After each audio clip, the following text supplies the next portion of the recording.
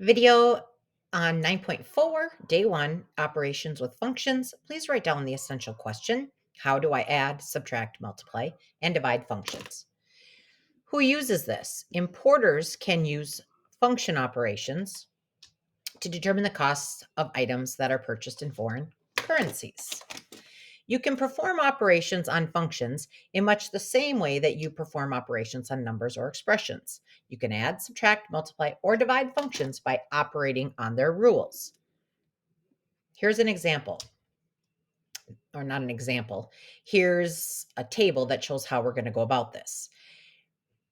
We can very easily add two functions together by adding like terms. Subtract, again, by distributing the negative, and combining like terms.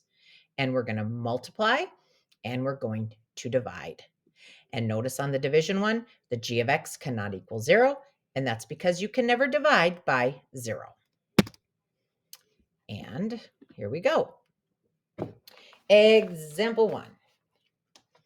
We're given f of x, we're given g of x, and it's asking us to add those two functions together. So the first thing I'm going to do is show you that when it's asking for f plus g of x, that means, whoops, that is not what it means. That means take f of x plus g of x, and what do we get? So f of x is 4x squared plus 3x minus 1, and g of x is 6x plus 2. Combine like terms, we have the 4x squared, we have a 3x and a 6x, that's 9x, and a negative 1 and a 2, and that's 1, and we are done. Pretty basic. Example 2. The subtracting gets a little more tricky.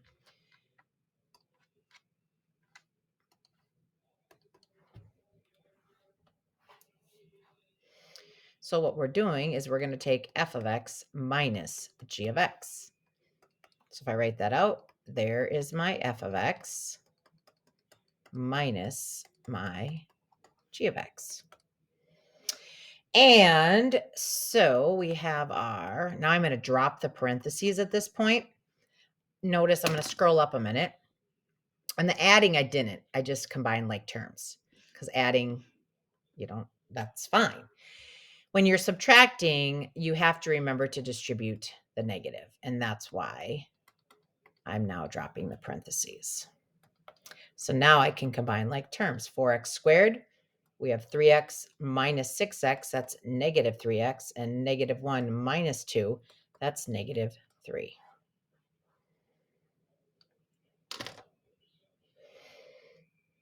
Okay. Example 3 and example 4 we're going to do in class. And now we're going to go to the next page. When you divide functions, be sure to note any domain restrictions that may arise. We talked about that at the beginning of the video because domain restrictions can occur because you cannot divide by 0. On example 5, it's asking us to find g times f of x, which is asking us to find g of x times f of x. So g of x is 2x minus 2, and f of x is 2x squared plus 4x minus 6.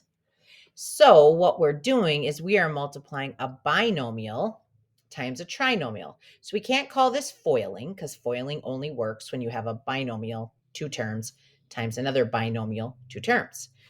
But that's fine. We're just going to distribute the 2x to everything in the trinomial. So 2x times 2x squared is 4x to the third. 2x times 4x is 6x squared. And 2x times negative 6 is negative 12x. Then I'm going to take the negative 2 and I'm going to distribute that to everything in that trinomial. So negative 2 times 2x squared is negative 4x squared. Negative 2 times 4x is negative 8x. And negative 2 times negative 6 is a positive 12. And we will combine like terms. 4x to the third. So I took care of that. Now we have a 6x squared minus a 4x squared. That's a 2x squared. And we have a negative 12x and a negative 8x. That is a negative 20x plus 12. There we go. I'm just double checking. I'm going to write this just to make sure you can read this. That is a 4. Example 5, part 2. We're dividing. So we're going to take f of x divided by g of x. That's what that means when it says f divided by g of x. So f of x is 2x squared plus 4x minus 6, and g of x is 2x minus 2. When you're dividing, the key is you're going to factor. We're going to factor the top and factor the bottom. And if you look at the top, you might be thinking, oh, shoot, this is a trinomial and a is not equal to 1. So this is the keep, break apart. But actually, it's easier than that because there is a greatest common factor. 2 is the greatest common factor. So if I take out a 2, what I have left is an x squared plus a 2x minus a 3. And on the bottom, I can factor out a 2, and I get that. Remember, you always ask if there's a greatest common factor first. That's always the first step in our factoring. Well, 2 divided by 2 is just 1. And now I can factor the x squared plus 2x minus 3. Two numbers that multiply to 3 are 3 and 1. Negative 3. I have to give the negative to the 1 and the positive to the 3 because they have to add to a positive 2. And look at that. So my final answer is x plus 3. And even though we canceled the x minus 1, and now there's nothing in the denominator, we still have to state that x cannot equal 1 because that is our domain restriction.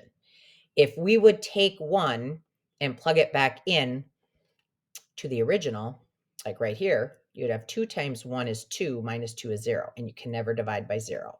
So our answer is x plus 3, but we have to state x cannot equal 1, and that's what this meant